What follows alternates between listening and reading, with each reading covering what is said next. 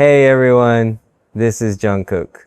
Before we start, I want to know where you're listening from. Drop your country in the comments below. Someone tried to poison me. Not metaphorically, not symbolically, not in some dramatic, exaggerated way people use for storytelling. I mean literally, someone intentionally, deliberately, and systematically tried to poison me. And if you're thinking this sounds like the beginning of a movie, believe me, I wish it was just a movie. Something I could walk away from when the director yelled cut, but this was real, too real. And I'm recording this because what happened to me could happen to anyone, idol or not, famous or not, loved or not. It doesn't matter. When someone decides to hurt you quietly, slowly, in a way no one can detect too, you have no idea it's happening until it's almost too late. I didn't know when it started. I didn't see it coming. There was no dramatic moment, no obvious villain walking into the room with a sinister expression. It didn't begin with a fight or a scandal or some explosion of anger. It started the way nightmares always start, softly, silently, slipping into your life disguised as something normal, something harmless. About 6 weeks ago, I began feeling off. Not sick, not injured, not anything specific, just wrong. Like my body was whispering something, but I couldn't understand the message. At first, I brushed it off. I mean, I'm used to exhaustion. I grew up with it. Idol life means rehearsals until dawn, flights across time zones, adrenaline spikes, cameras everywhere, expectations even bigger. Feeling tired wasn't new. Feeling nauseous wasn't new. Even feeling a bit foggy sometimes wasn't new. But this was different. It started as a fatigue that sleep couldn't touch. I'd sleep 8, 9, sometimes 10 hours and wake up feeling like someone had drained the battery out of my body while I was unconscious. Like my muscles weren't responding to me. Like my thoughts were coming slower than usual, as if I had to pull them through mud. Then came the nausea. Light at first, barely noticeable. The kind of feeling you get when you skip breakfast or eat something too spicy. But it didn't go away. It grew. It became constant.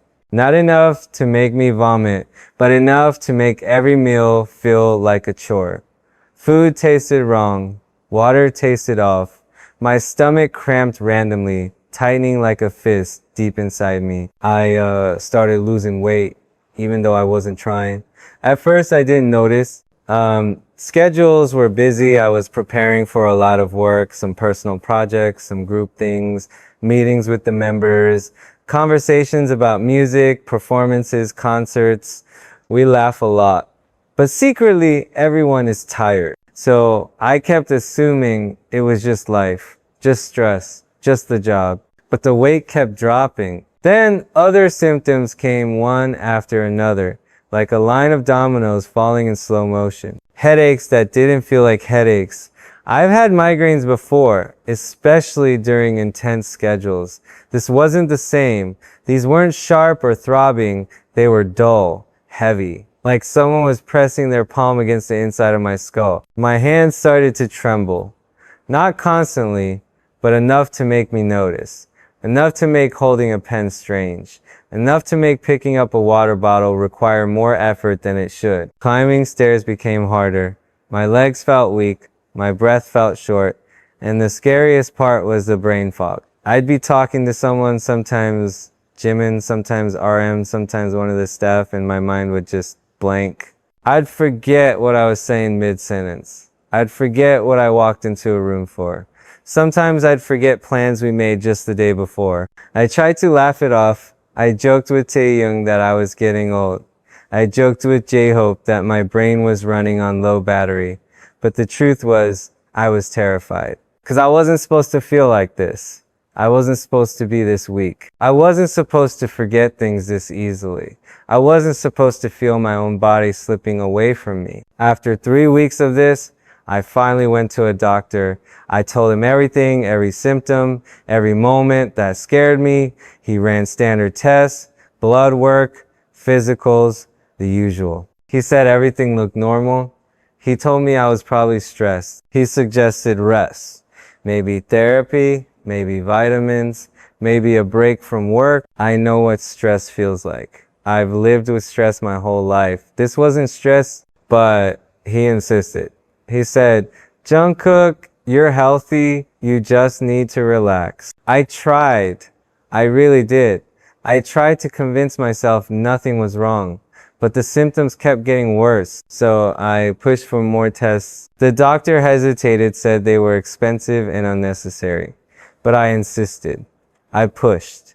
I refused to leave until he ordered them. So he checked everything: thyroid, kidney function, liver function, diabetes markers, anemia panels, autoimmune screenings, everything normal. Every result came back saying I was perfectly healthy. Meanwhile, I couldn't walk up 10 steps without feeling like my body was made of lead. I couldn't finish a meal without feeling sick. I couldn't finish a conversation without forgetting why it started. I lost almost 7 kilograms in 4 weeks. My members noticed. Jimin kept asking if I was sleeping enough. RM asked if I needed time off. Suga told me not to push myself. Jin nagged me about vitamins. J-Hope tried to make me laugh every time he saw me spacing out. Taehyung told me I looked pale, different, not like yourself. Still, every doctor I went to said the same thing. There's nothing wrong. I started researching on my own. I spent hours reading medical journals, symptom lists, research papers, fatigue, nausea, headaches, weight loss, tremors, cognitive decline. The combinations pointed to dozens of possibilities: cancer, neurological disorders, autoimmune issues, rare diseases, but none of them fit perfectly. None of them explained everything, and none of them would have been invisible on tests. Then I found something buried in a toxicology article: chronic low-dose poisoning. The symptoms matched so perfectly it made my skin crawl. Fatigue, nausea, weight loss, tremors, brain fog, headaches, muscle weakness, metal poisoning, heavy metals, toxins that hide in the bloodstream, poisons designed to go undetected unless someone specifically looks for them. When I read that, something inside me froze. I didn't want to think about poisoning. I didn't want to believe it. But the more I read, the more afraid I became, because the symptoms matched too well, so precisely, so completely. I took the information to my doctor. He looked at me like I was overreacting. He said poisoning was rare. He said it didn't make sense. He said I had no reason to suspect it. He said the tests were expensive and not normally done unless someone worked with chemicals. But I didn't care. I told him to run the tests anyway. I told him I'd pay for everything. I told him I wanted a full panel lead: mercury, arsenic, cadmium, thallium, all of it. He ordered them reluctantly. 3 days later, the results came back. Thallium, not trace amounts, not environmental noise, not a single accidental exposure. Enough to prove ongoing poisoning. Enough to explain every symptom. Enough to kill me slowly if it continued. The doctor's face went pale. He asked if I had been exposed to chemicals, if I lived near old buildings, if my pipes were contaminated, if I used imported cosmetics, if I traveled to certain regions recently, if I ate something unusual. No, no, no, no, no. There was no innocent explanation. Thallium poisoning doesn't just happen. Someone did this to me. Someone put this into my system deliberately. That moment changed everything. Because the second you hear a doctor say, this was intentional, your world shifts. The ground under your feet no longer feels stable. Every person you've trusted becomes a question mark. Every familiar place becomes a threat. Every meal becomes dangerous. I hired a private investigator immediately, not a celebrity security guy, a professional, someone who used to work in law enforcement, someone who specialized in personal threat analysis. He took it seriously. From the moment I said poisoning, his expression changed. He asked me everything: where I ate, what I drank, who had access to my home, who prepared my food, what products I used. He asked which members had been with me, which staff had been near my belongings, whether any new people had entered my inner circle. We went through everything, every detail of my daily life, every pattern, every habit. And the more we talked, the more terrified I became, because the truth was painfully simple. The only way to poison me regularly was through my food or drink. The only people who had access to that were people I trusted. I didn't want to believe it. I didn't want to imagine it.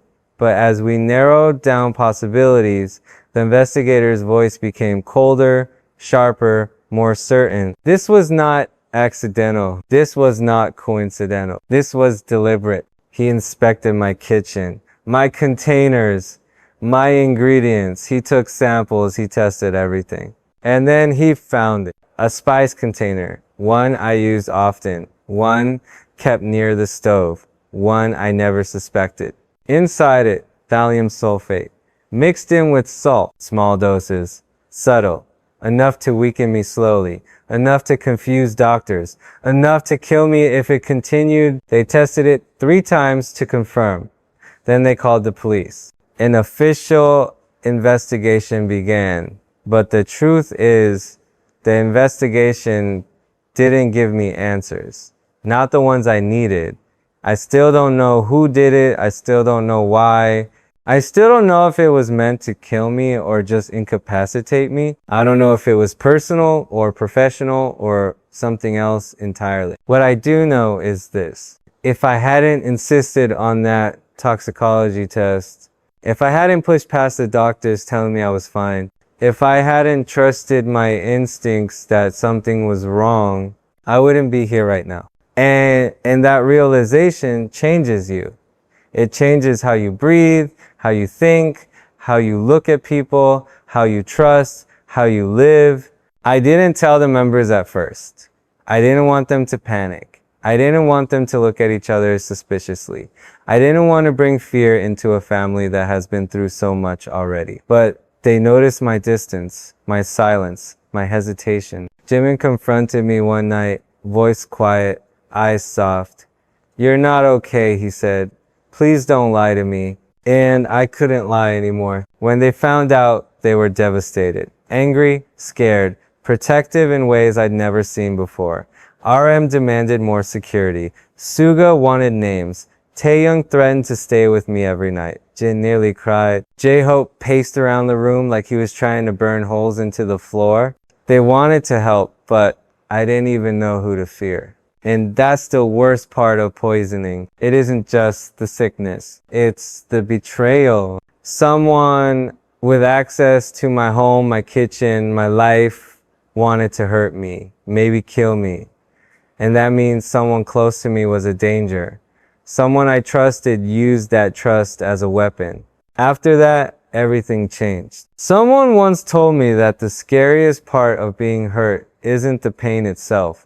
It's realizing how easy it was for someone to reach you. How effortless it was for them to slip past your guard, past your defenses, past every invisible line you thought protected you. And that's exactly what haunted me the moment the investigator placed that contaminated spice jar on the table in front of me. Because it meant someone didn't just want to hurt me, they wanted to hurt me slowly, quietly, invisibly. They wanted me to fall apart piece by piece, day by day, until my own body became the cage that killed me.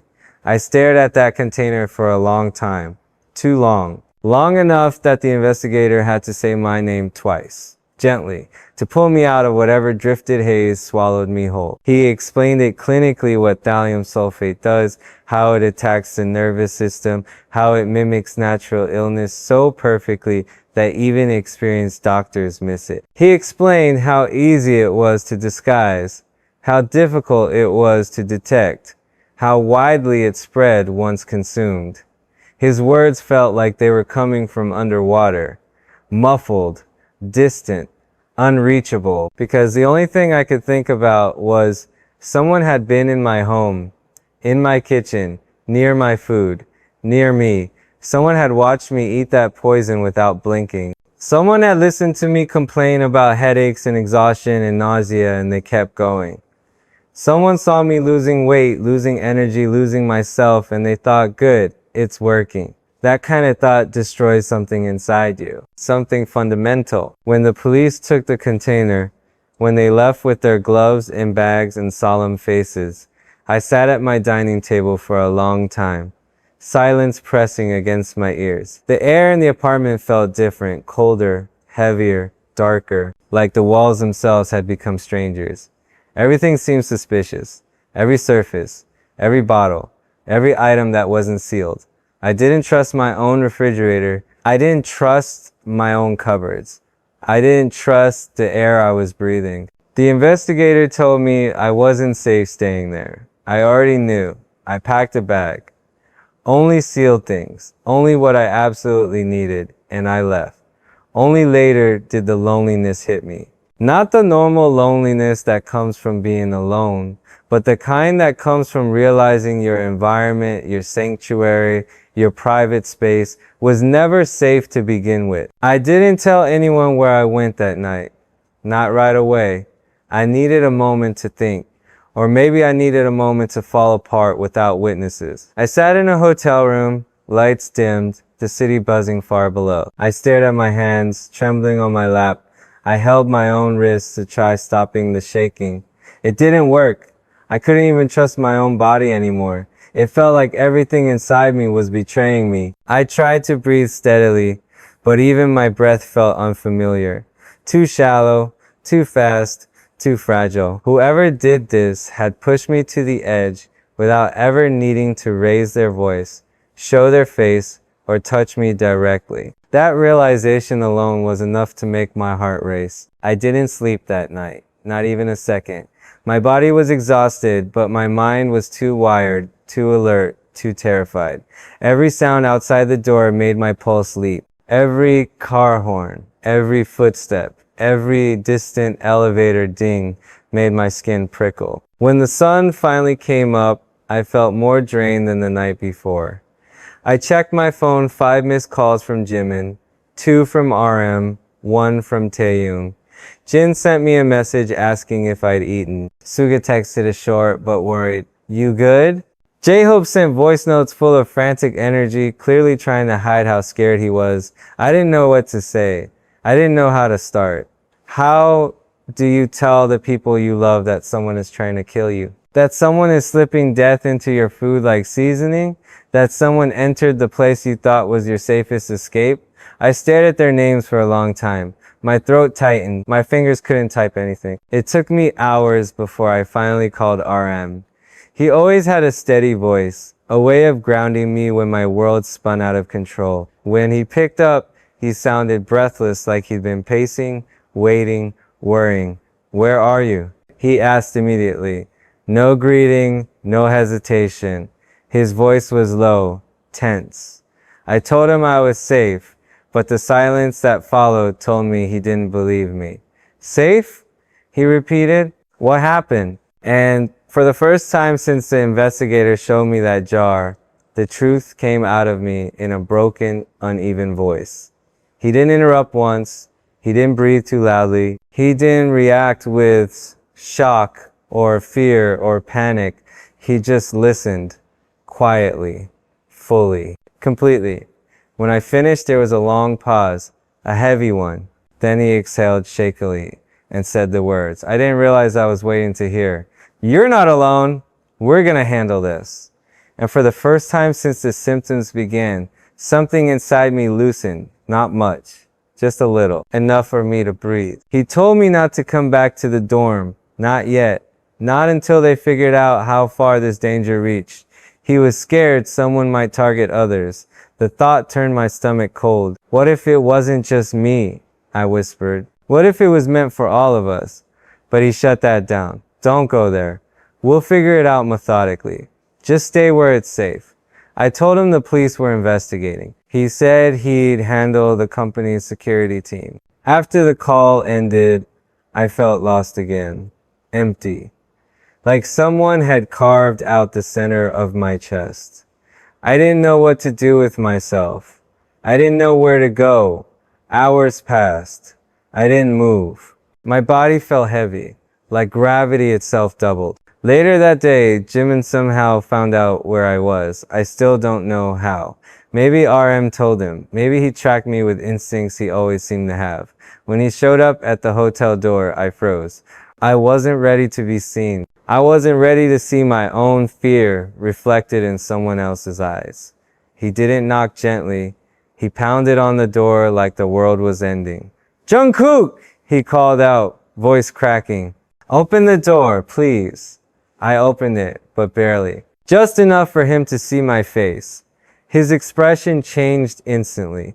The moment he saw me, hollow cheeks, pale skin, trembling hands, his eyes filled with tears, he tried so hard to blink away. You look so sick," he whispered. "Why didn't you tell me sooner?" I didn't know how to answer. Because how do you explain that you didn't want to watch the people you love fall apart because of you? He stepped inside before I could stop him, cupping my face gently, studying me like I might disappear. "What happened?" he asked again and again. The truth came out slow, painful, breaking me open with every sentence. He didn't say anything for a while. He just held onto my wrist like he was anchoring me, like he was scared I might slip away if he let go. "We're not letting this happen again," he said finally. His voice trembled, but his grip didn't. "We're not losing you." Something about the way he said "we" felt like a shield I didn't know I needed. He refused to leave that night.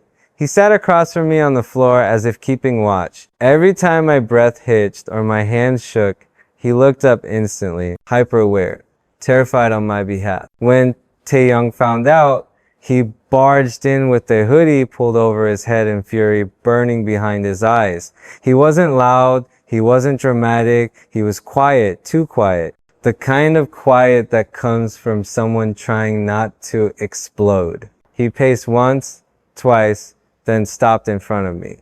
"Tell me who did it," he said.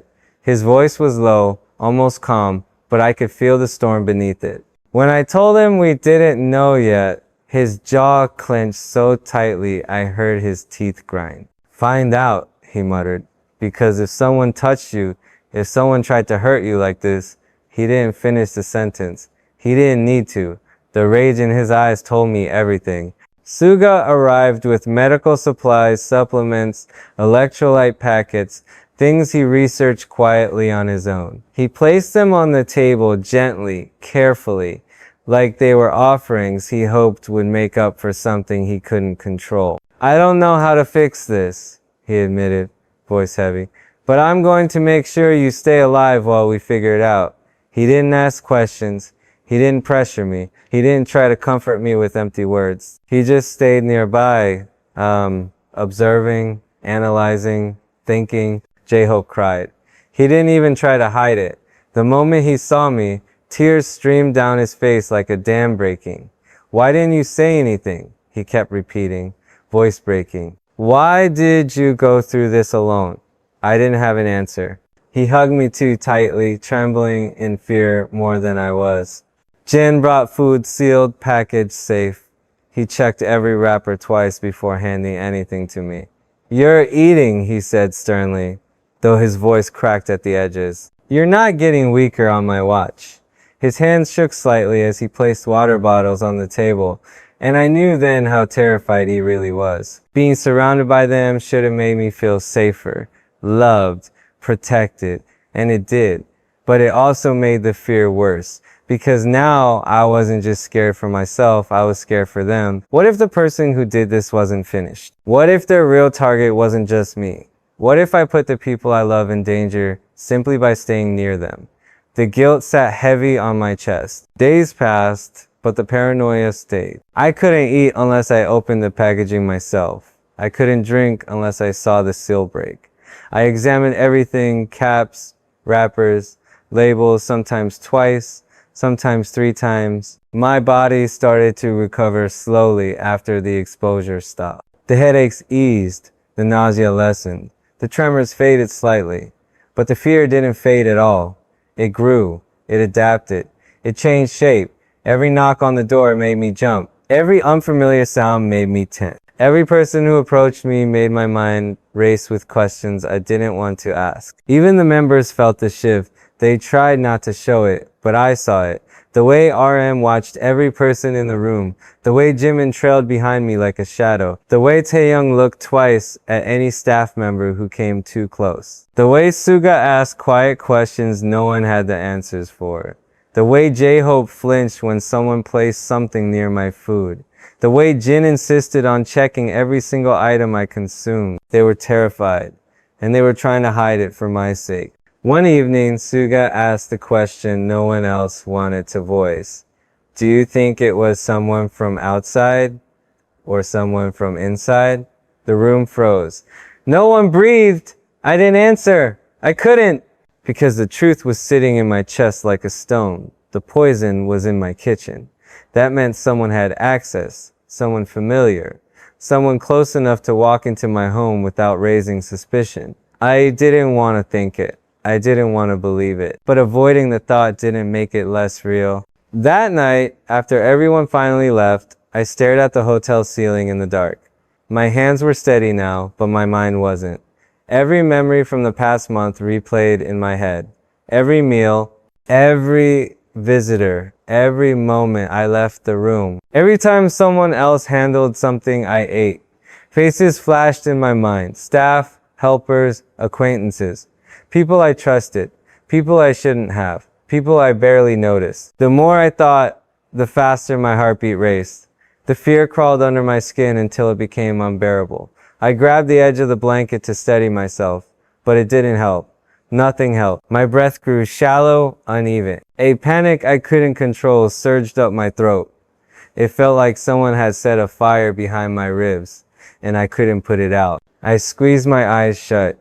I told myself to breathe slowly, but the fear was louder than my thoughts, louder than my heartbeat, louder than anything. I didn't know who to trust anymore. Not because I doubted the members, they were my family, but because if I could be wrong about one person, I could be wrong about others. Someone who saw me every day, someone who smiled at me, someone who offered help, someone who knew my routines, someone who stood close enough to poison my food. One person, just one. And that one person shattered everything I believed about safety. The first thing I remember from the next morning wasn't the sunlight creeping through the curtains.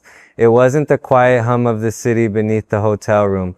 It wasn't even the exhaustion pulsing behind my eyes. It was the silence. A silence so thick it pressed against my ears like hands. A silence that felt wrong. Because after everything that happened, after everything I learned, after everything that nearly happened to me, the world shouldn't have been so calm. It felt insulting, like the universe didn't understand that my life had already been divided into before and after, before the poisoning and after the truth. I sat up slowly. My body felt lighter, but my mind felt heavier. The nausea had lessened since the exposure stopped, but the anxiety had replaced it, settling into my bones like a permanent resident. I touched my wrist and felt the faint tremble still lingering underneath the skin. It frustrated me, angered me, terrified me. Because even though my body was beginning to heal, I didn't know if my mind ever would. I checked my phone, messages from the members again. More than last night. They weren't giving me space because they refused to let me fall into silence. RM had texted, "Call me when you wake up. I mean it. Jin. Eat something. Something sealed. J-Hope. Sending you sunshine energy. Please answer." Suga. Security team wants updates. You need to talk to them. Taehyung. We're coming by later. And Jimin, of course. I'm not leaving you alone today. Don't argue. I didn't know whether to smile or cry. Their messages were warmth wrapped in fear, love wrapped in panic.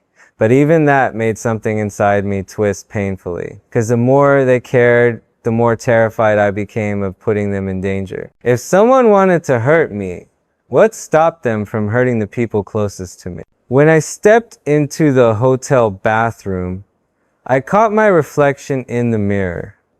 I paused. The face staring back at me looked wrong. Like a faded version of myself. My eyes were dull. My cheeks too hollow, my lips slightly pale. My hair fell messily around a face I barely recognized. Poisoning doesn't just drain your body, it drains your identity. It drains the parts of you that made you feel alive, energetic, grounded. I stared at myself for a long moment, wondering how long someone had been watching me deteriorate. Wondering if they enjoyed it. Wondering if they felt satisfaction each time I grew weaker. Each time I rubbed my temples. Each time I forgot something mid-sentence. Thinking about it made my stomach churn again. I moved back into the main room and froze when I heard footsteps outside my door. A simple sound, something I never would have noticed before, sent my pulse skyrocketing. Every instinct in me screamed danger. I held my breath. The footsteps stopped. A soft knock followed. My heart hammered painfully. Jungkook. It's me. Jimin. Relief hit me so suddenly my knees nearly buckled. I opened the door quickly, and he stepped inside without waiting for permission. He looked even more exhausted than I felt. There were bags under his eyes, the kind that only appear when someone cries quietly at night. His hair was messy, like he'd run his hands through it repeatedly. His expression was a mixture of relief and heartbreak. "Did you sleep at all?" he asked. I didn't answer. He already knew. He placed a hand on my shoulder, his thumb brushing my collarbone gently. "You don't have to pretend with me." For a moment, I let myself lean into that touch. Let myself feel the warmth of someone who cared genuinely, deeply, without condition.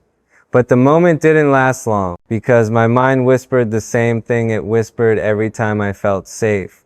Safe is just another word for vulnerable now. Jimin didn't push further. He walked over to the table, where he set down a bag of sealed food, instant rice bowls, packaged soup, energy bars, water bottles. He had wiped every package clean, checking the labels, scanning for tampering. I could tell because the plastic glistened with droplets of disinfectant. "Eat something," he said softly. I sat across from him, opening a bottle of water.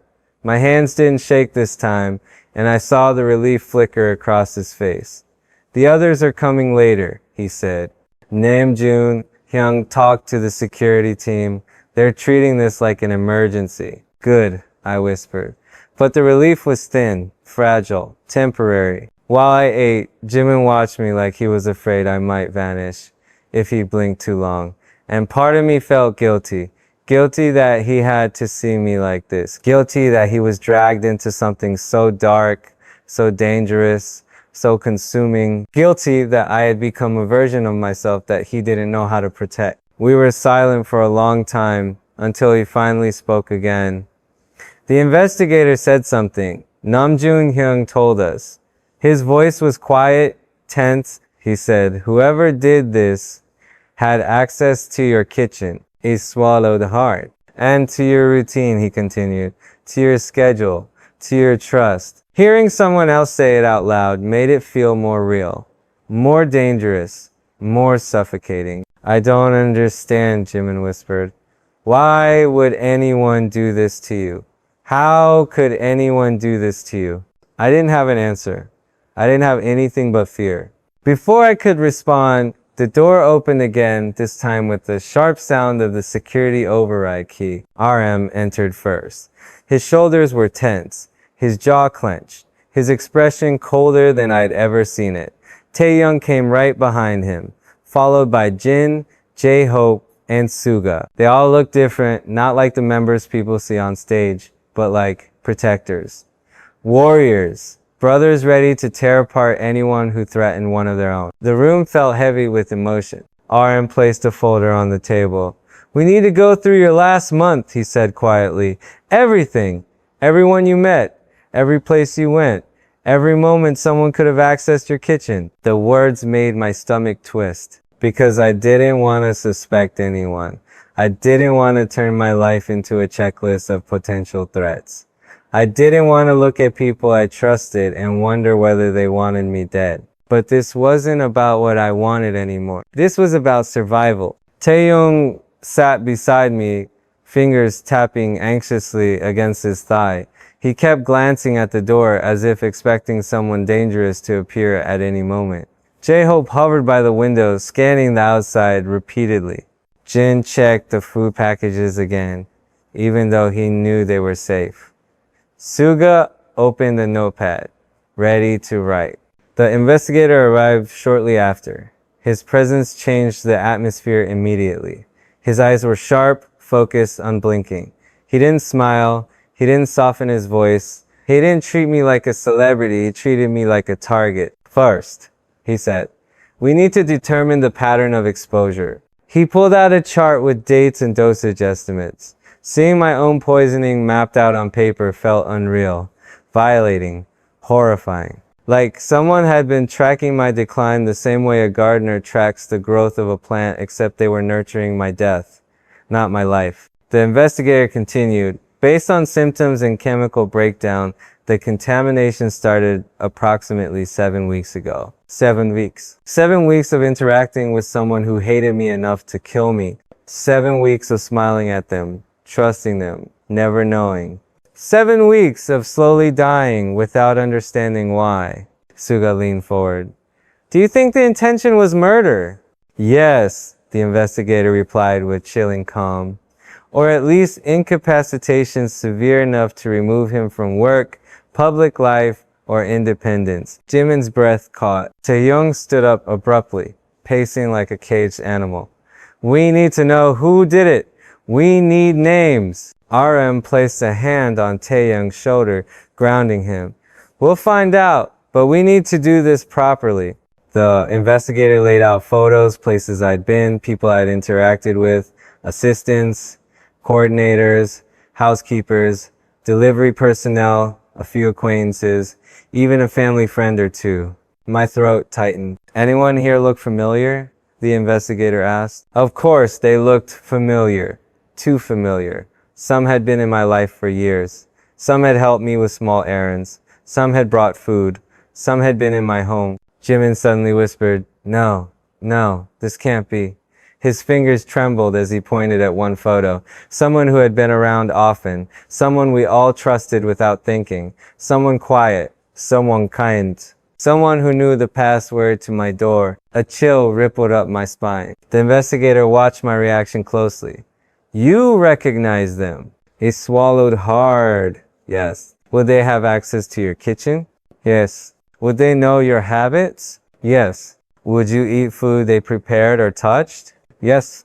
The room fell into suffocating silence. Jin pressed a hand over his mouth, eyes wide with disbelief.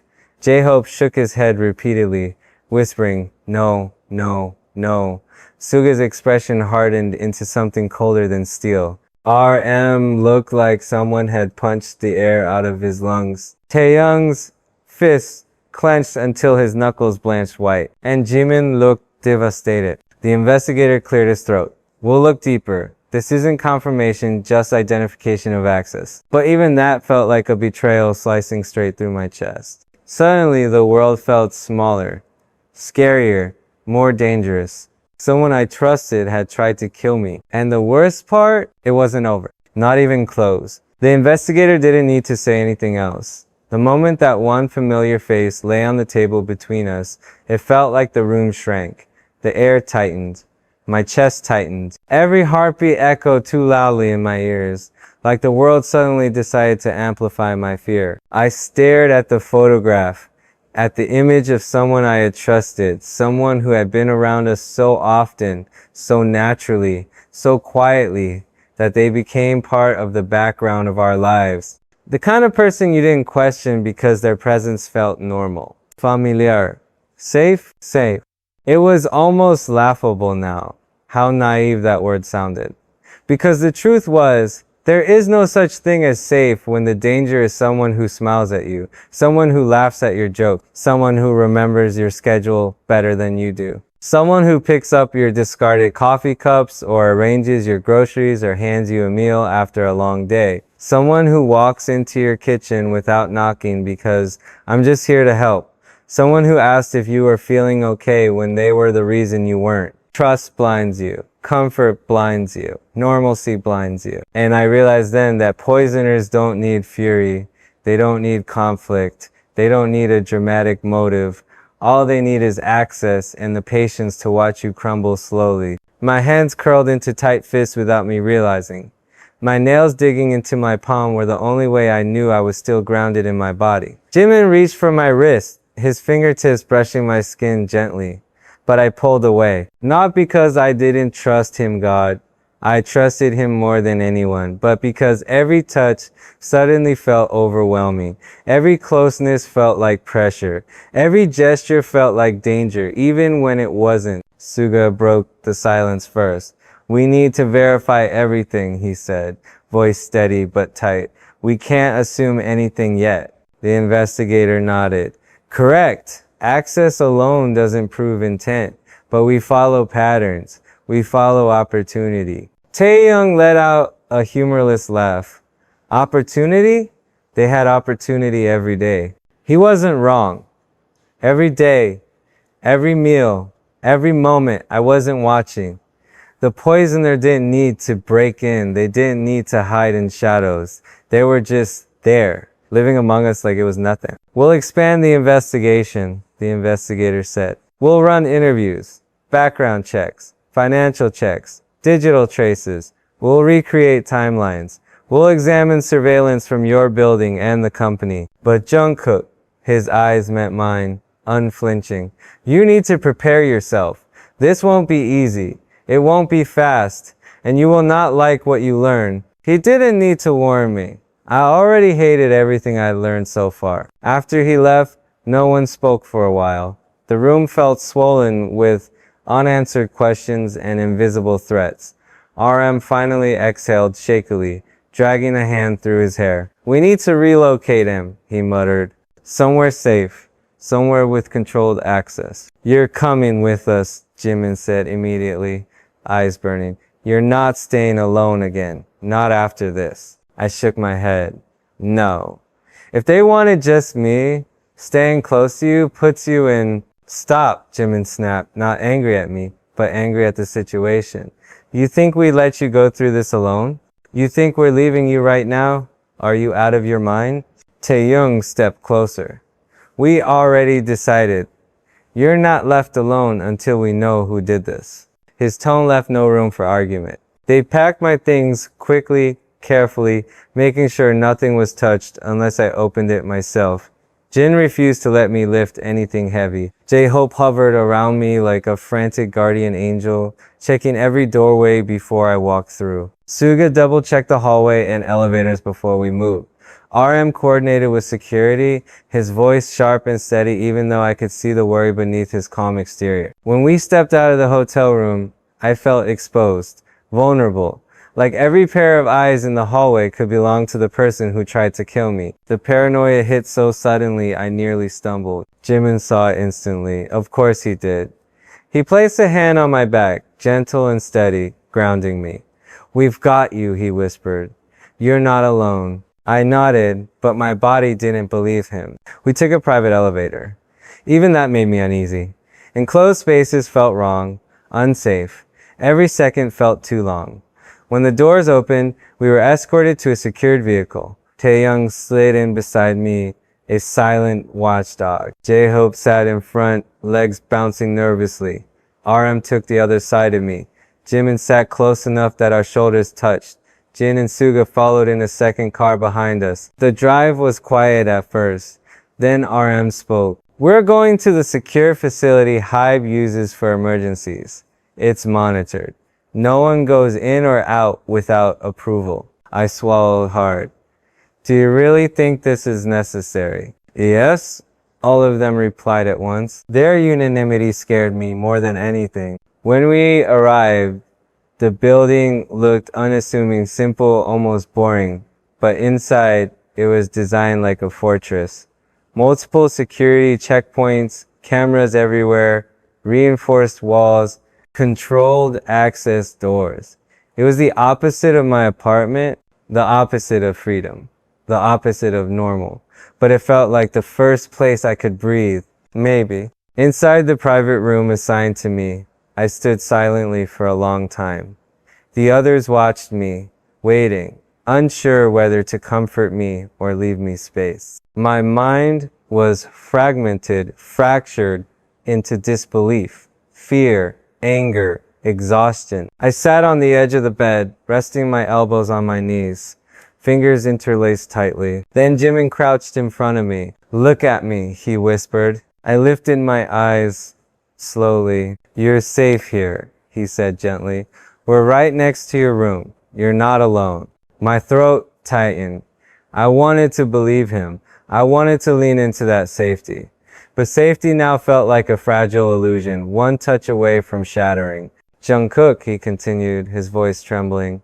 "You don't need to be strong right now. You don't need to pretend. You almost died." The words hit me like a blow. Almost died. He didn't say it dramatically. He said it like a truth he'd been choking on. My vision blurred. Taehyung approached slowly and placed a hand on my shoulder. "We should have noticed sooner," he whispered. "We should have realized something was wrong." "It's not your fault," I murmured, though even my voice sounded hollow. Suga leaned against the wall, arms folded, gaze steady. "We're not blaming ourselves," he said. "We're blaming the person who did this, and we're going to find them." For a moment, everything was still. The room full of tension, grief, fury, and determination. Then my head dipped forward slowly, and my breath hitched. Jimin reacted instantly, pulling me into a tight embrace, one hand cradling the back of my head. I didn't so loudly. I didn't break dramatically. I just came apart quietly. Silent tears fell onto Jimin's shoulder. My hands clutched the fabric of his sleeve. My chest shook with breaths I couldn't steady. It was the first time I cried since the symptoms began. The first time I let myself feel everything. The first time I let myself collapse. Jimin held me tighter, whispering, "It's okay. It's okay. You're okay now." But I wasn't. Not really. Because even in the safety of their arms, even in the security of this facility, one thought kept echoing in my mind.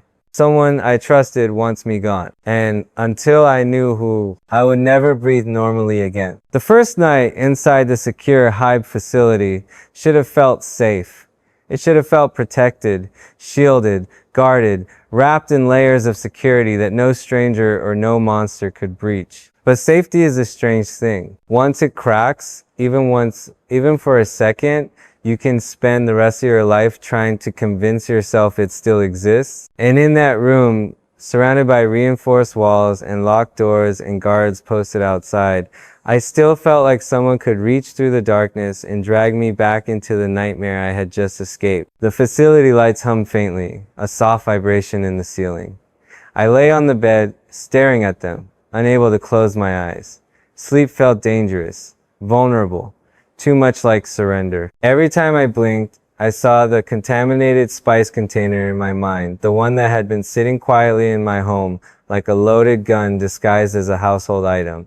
I kept imagining hands opening it, pouring it into my food, watching me eat it, watching me weaken, watching me drift closer to death, without ever realizing the cause. Every memory of the last 2 months twisted in my stomach. Every meal, every snack, every moment I tasted something slightly different and shrugged it off. Every time I felt dizzy or nauseous or exhausted and blamed myself. Every time I said, "I think I'm just tired," and someone nodded sympathetically, while maybe, just maybe, knowing the truth. I closed my eyes again. But all I saw were hands I couldn't identify. Shadows that moved without faces. Motives without names. A quiet knock came on the door. I froze. My muscles locked instantly. Breath caught halfway in my chest. "Jungkook?" RM's voice filtered in softly. "It's me." I exhaled, slowly, carefully. "Come in." He entered quietly, closing the door behind him. His posture was tense, shoulders tight, jaw clenched, eyes heavy with responsibility. He always carried weight well, but this was different. He wasn't just the leader tonight. He was the shield between me and a world suddenly filled with invisible enemies. He sat beside me on the bed. "You didn't sleep." It wasn't a question. It was an observation. I shook my head. "I can't. I know." His voice was soft, almost guilty. "None of us can." I turned slightly surprised. "None of you?" RM hesitated. "You're not the only one who's scared, Jungkook." The words hit harder than I expected, because suddenly, The image of the others flashed in my mind. Taehyung pacing like a storm ready to break. Jimin refusing to leave my side. Suga analyzing every detail as if searching for a loophole in reality. J-Hope crying in fear and frustration. Jin checking every package like his hands were made of glass. RM continued, "They're terrified. We all are." "I didn't want to drag you into this," I whispered. "You didn't drag us anywhere," he said firmly. "Someone else did." We sat in silence for a moment before he added, "The investigator is coming back tomorrow morning. He said he found something unusual." My stomach tightened. "What kind of something?" RM shook his head. He wouldn't say over the phone, but his voice, he sounded concerned. Those words didn't help. Not even a little. After RM left, the others rotated in and out of my room through the night. Suga came in with warm water and vitamin packs. J-Hope brought a blanket, even though I already had one. Jin checked the sealed food again. Taehyung stood by the window looking out like he expected the poisoner to appear from the shadows. And every time my breath hitched, Jimin's head snapped toward me like he was bracing for another collapse. None of us slept. When morning came, the investigator returned.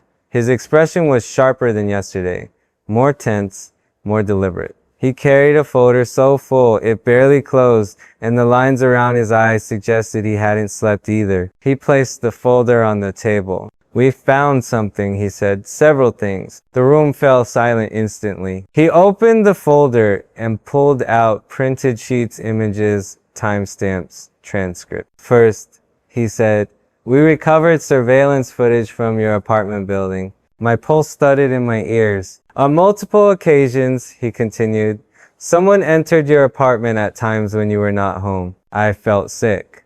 The world tilted slightly. He laid down the first page. A still image. A figure entering my door. Not a stranger. Someone we all recognized. J-Hope's hand flew to his mouth. Jin gasped. Taehyung cursed under his breath. Suga closed his eyes for a moment, jaw tightening. RM leaned in closer, reading every detail with laser focus. Jimin's fingers gripped the table so tightly his knuckles turned white. My eyes couldn't move away from the image. But then the investigator placed the second page. "Footage from your kitchen," he said quietly. "This was 2 days before your symptoms began." A second image, a second timestamp. The same person standing in my kitchen, opening my spice cabinet. My breath left my body all at once. The investigator's voice was quiet, clinical, but not cold. This person had both access and opportunity, and based on additional surveillance outside your building, we believe they had motive. "Motive?" RM asked sharply. "What motive?" The investigator placed another sheet of paper on the table this time. A financial record. Transactions, transfers, a sudden increase in funds, deposits that didn't make sense, connections to someone outside the company. Someone known for targeting public figures. I felt the air leave my lungs in a painful rush. Jimin whispered, "No. Oh God. No." Taehyung slammed his fist onto the table. "I knew something was off. I told you, didn't I? I felt it." Suga's voice was low, dangerous. "Are you telling us this was planned? Paid for?" "Yes," the investigator said. "We believe this was a coordinated attempt." My entire body went cold. Coordinated attempt. Poisoning. Words that shouldn't exist in the same sentence. The investigator continued. "This person has been placed under surveillance. We plan to bring them in for questioning. But Jungkook," he paused. I looked up slowly. "You need to prepare yourself. Their behavior suggests they may not have been acting alone." The silence that followed was suffocating. My hands trembled uncontrollably. Not from the poisoning this time. This was something deeper, something primal. Fear.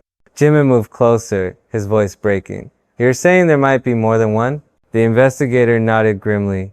"Yes, and we believe the situation may escalate once they realize Jungkook survived." The temperature in the room dropped. Not literally, but emotionally. Atmospherically, spiritually. I felt like the oxygen was draining away. RM whispered, "So we don't just have a culprit, we have a threat." "Correct," the investigator said. "A significant one." I couldn't speak. I couldn't breathe. I couldn't think. The world felt too small, too loud, too dangerous. Someone tried to kill me. Now we knew who. But worse, someone else might be waiting for their chance to finish the job. The moment the investigator said there might be more than one, something inside me broke. Not loudly, not violently. Just quietly. Like a thin string snapping somewhere deep. A string I didn't even know was holding me together. Because one person trying to kill me was already unbearable. But more than one, that meant this wasn't just betrayal. It was a network of betrayal. A coordinated effort. A plan to make me disappear. My breath hitched. My vision darkened for a moment. My fingertips tingled.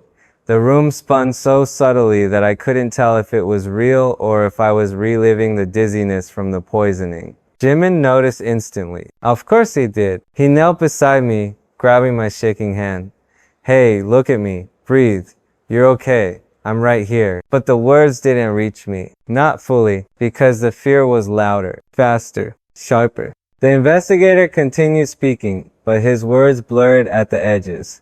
My mind was spiraling, replaying every memory of the person in the surveillance footage walking into my home, my sanctuary, my private space where I laughed, practiced, slept, existed. Someone had been inside that space with the intent to kill. Jin was the first to snap out of the shock.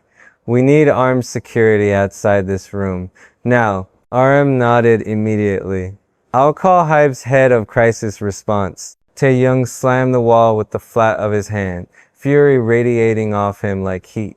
I knew there was something wrong with that person. I knew it! J-Hope paced across the room, hands shaking.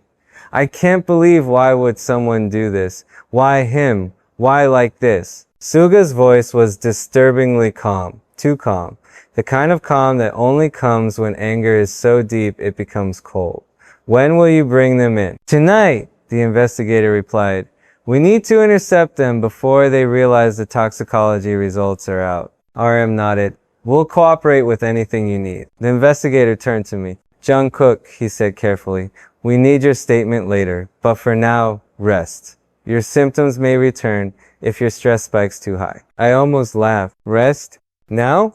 But before I could say anything, the investigator's phone buzzed. He glanced at the screen, then his expression shifted, sharpening instantly. He stepped away, answered with a curt, yes? A pause. A long one. Then he stiffened. What? He whispered. A chill raced down my spine. RM stood up, tense. What's happening? The investigator's jaw tightened. He ended the call slowly, then turned to us with an expression I didn't recognize. Cold, breathless, dangerously serious. The suspect isn't at home. So? Taehyung snapped. Maybe they're at work. No.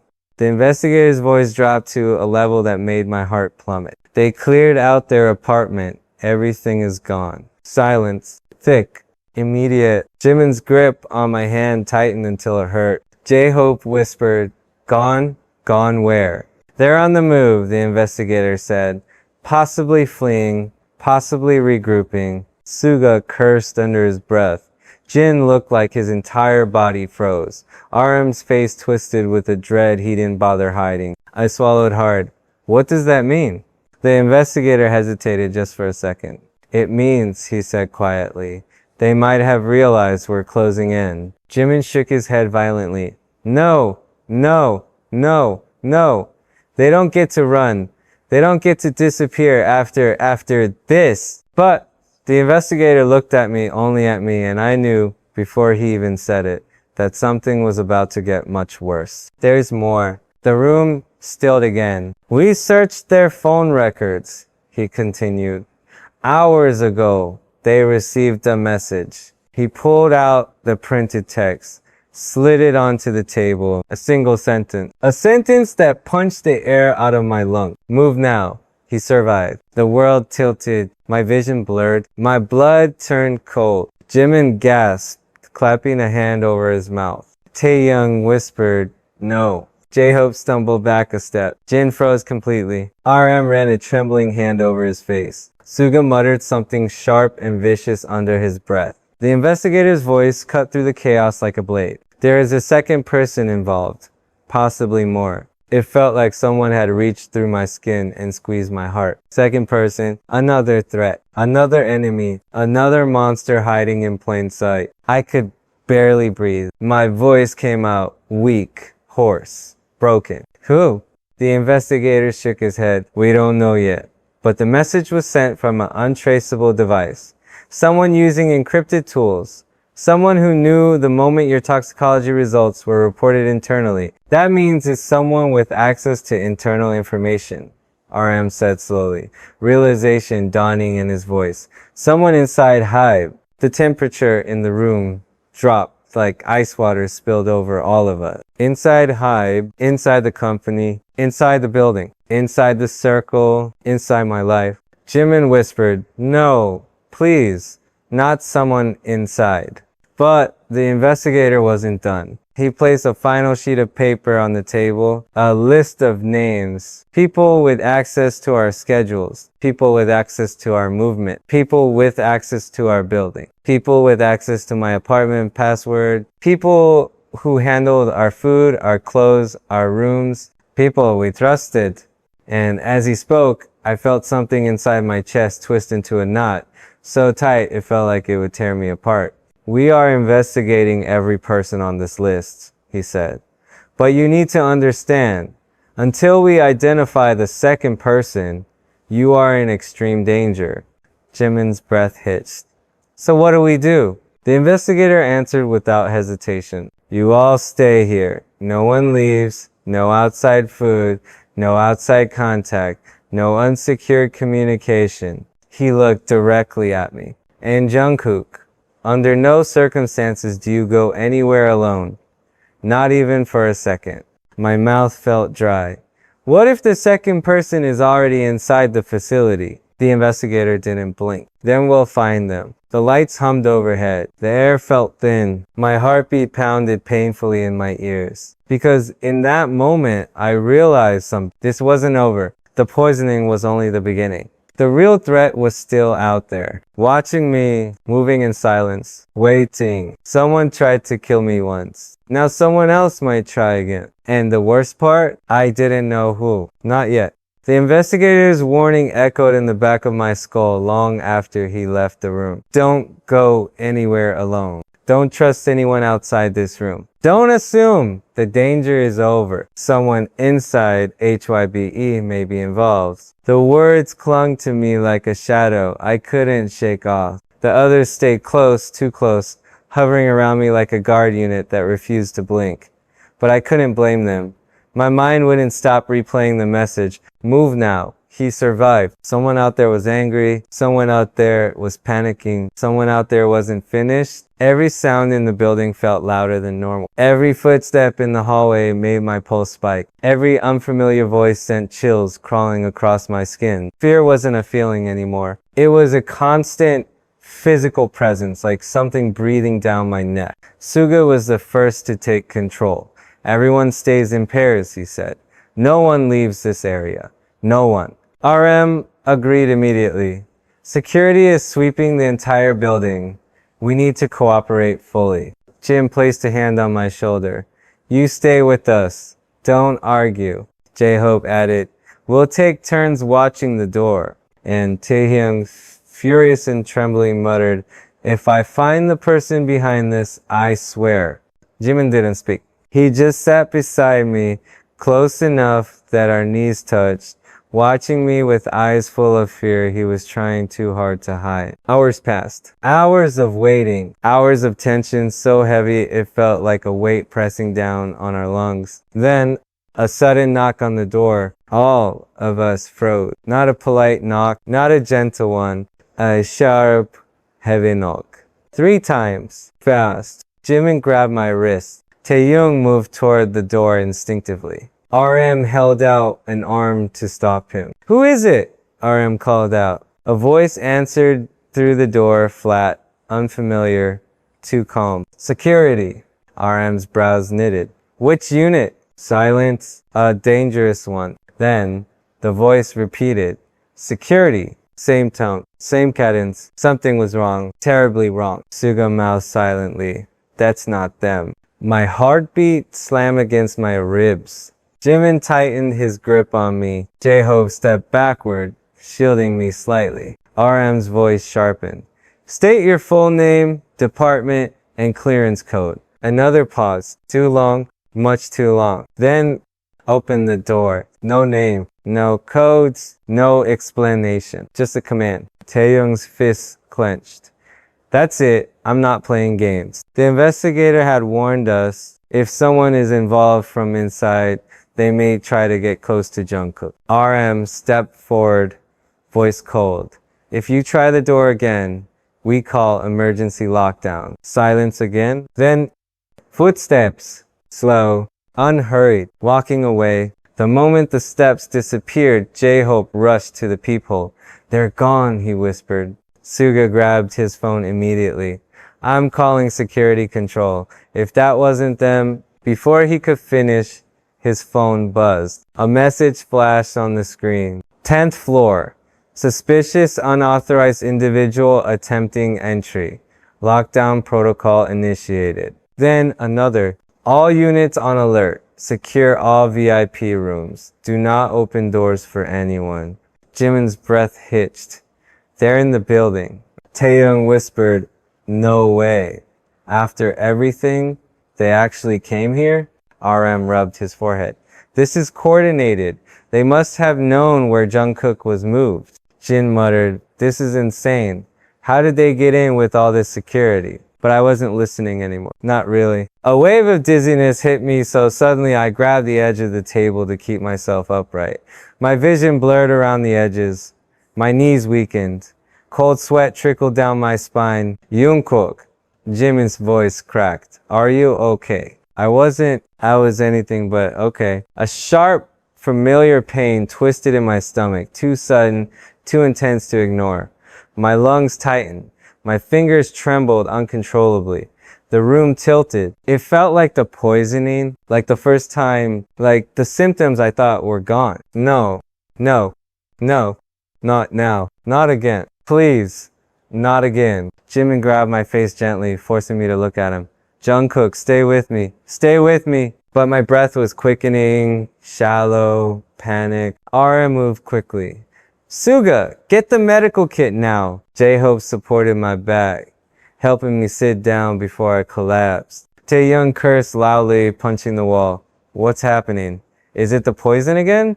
Suga rushed forward with the emergency kit, voice trembling despite his calm tone. Jungkook, focus on my voice. Tell me what you feel. I tried so hard, but the dizziness was overwhelming, suffocating, shutting down every coherent thought. It's the same, I managed to whisper, as before. Jin paled. How can it be the same? He hasn't eaten anything contaminated. Suga's eyes widened, the first sign of real fear on his usually calm face. This isn't new exposure, he said slowly. This isn't new exposure, he said slowly. This might be latent residue reactivating under extreme stress. Jimin's voice shattered. So it's our fault because he's scared? No, Suga said quickly. But adrenaline, panic, trauma, they can trigger dormant toxins in the body, especially heavy metals like thallium. It can redistribute, meaning it can hurt me all over again. Pain surged through my muscles, sharp and twisting.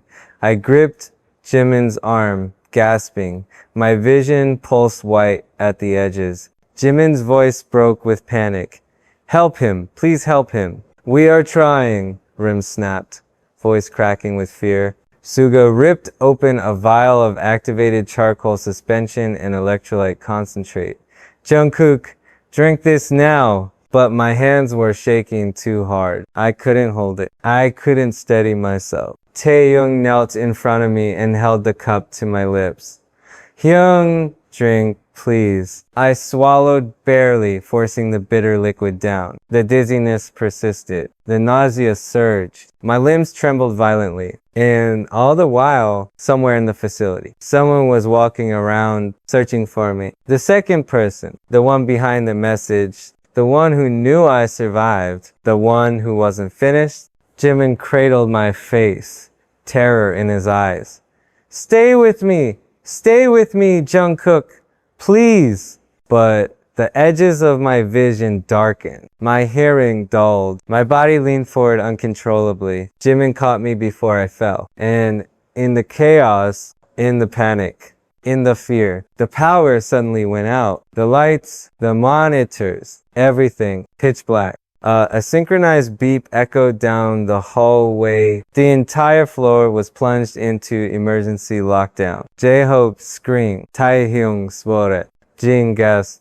RM shouted for security. Suga searched for a flashlight. Jimin held on to me like I was slipping away. And in the darkness, just before my consciousness faded, I heard footsteps, slow, purposeful, approaching our door. The darkness wasn't just darkness. It was thick, heavy, alive. A suffocating weight that pressed against my skin and crawled up my spine like cold hands dragging me downward. There were no emergency lights, no dim glow from the hallway, no standby signals from electronics, just absolute black. The kind of blackness that felt intentional, the kind of blackness that meant someone had cut the power manually, the kind of blackness you create when you want fear to finish the job poison started. For a moment, no one breathed. No one moved. No one spoke. Then, footsteps. Measured, slow, deliberate. Right outside our door. I felt Jimin's arms tighten around me as if he could physically pull me back from the darkness, swallowing my mind. My body leaned into him uncontrollably, tremors rolling through my muscles like waves. My vision wasn't just blurry now, it was fading in pulses, flickering between lightless shapes and nothingness. Flashlight now! Arm's voice cut through the panic, low and sharp. I'm trying! Suga's voice snapped back, his calm finally cracked. It won't turn on. Did the blackout fry the circuits? Taehyung cursed viciously. Someone did this on purpose. They shut down the backup grid. Jin stumbled toward the corner, hands fumbling in the dark for the emergency lamp. It's not working! Why isn't it working? J-Hope pressed his ear to the door, whispering, they're right outside, they're standing still. Standing still. Not knocking, not calling out, not moving, listening, waiting. My breath hitched, sharp and painful. The footsteps resumed, one step, pause. Another step, pause. Like they were walking with absolute confidence, with absolute intent, with absolute certainty of where we were. I tried to speak, to say something, anything, but my body was failing me again. The dizziness surged violently, ripping through my skull and twisting the room even though there was no light to twist. My stomach coiled tight, my chest constricted. Every breath felt thin and distant. Jungkook, hey, stay with me. Jimin's voice cracked in the dark. I felt his hands on my cheeks, his forehead pressed against mine as if grounding me with touch alone. His breath trembled against my skin. Please, please, don't pass out, not now. Stay with me, baby, please. He didn't even realize it said baby. He was too scared to notice. RM grabbed something from the table, the metal edge, scraping loudly in the silent room. Everyone, get behind me! No, Taehyung growled, stepping forward like a shadow in the dark. If they get through, they come through me first. No one is first, RM hissed. We stay together. A soft electronic beep interrupted him. A beep none of us expected. A beep that froze the blood in my veins more than the footsteps did. The door's lock panel. Someone was entering numbers. J-Hope choked out a whisper. They have the passcode. Suga's voice lowered into a lethal growl. Of course they do. Whoever did this was on the inside. Jimin's breath hitched as he held me tighter. Jungkook, open your eyes. Keep them open. Do you hear me? Stay with me. I tried with everything I had left, but my vision flickered again. Not from the darkness, but from my own failing body. The lock panel beeped again. A second incorrect code. 3 chances. Only 3 before the system locked out. RM tightened his grip on the metal bar in his hand. If they get it right, stay behind me. Taehyung moved closer to the door, fist clenched, posture predatory. They're not laying a hand on him, Jin whispered shakily. Someone turn on something, anything. I'm trying, Suga muttered, voice thin with panic he tried to hide. Everything's dead. They killed the entire power supply, J-Hope whispered, voice trembling.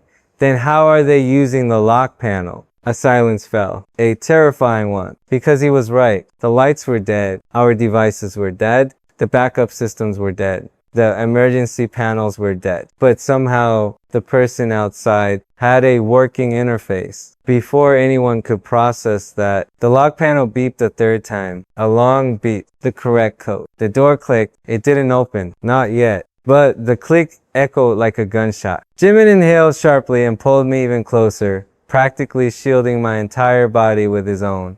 His voice trembled against my ear. Don't look. Don't move. Don't leave me. I couldn't have moved even if I wanted to. My limbs were heavy, numb, distant.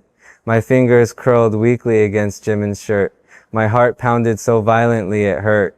My breath stuttered in shallow bursts that made my ribs ache. I heard the handle turn, slowly, deliberately, as if the intruder was savoring the moment. The door cracked open, just enough for cold hallway air to slip inside. A silhouette stood there, tall, still, unmoving. We couldn't see their face. We couldn't see anything. Just the outline of a person who didn't belong, a person who had tried to kill me. A person who wasn't done yet. RM stepped forward instantly, raising the metal bar. Stop right there, he bellowed. The silhouette froze. Then, a flashlight beam burst through the door behind them, flooding the hallway with blinding white light. Security. Real security. 3 guards rushed forward, tackling the intruder to the ground before they could step fully inside. Shouts exploded outside the doorway. Get them down. Clear the area. Move, move, move. The door slammed shut again. Someone on the other side engaged the manual deadbolt. The room shook with the force of the struggle happening outside. Screaming, footsteps, something heavy hitting the wall. The intruder snarling something indistinct. Then, silence. The longest, heaviest silence yet. A security officer banged on our door. It's safe. Intruder apprehended. Emergency grid rebooting. RM unlocked the door carefully, cautiously, and the security team flooded inside with flashlights and weapons raised. They looked terrified. And if they were terrified, then I was right to be petrified. Jimin held my face again, his hands trembling violently. Jungkook. Hey, keep your eyes open. Please don't fade, please. But I was fading. The dizziness twisted again, harder this time. Suga pressed his fingers to my pulse.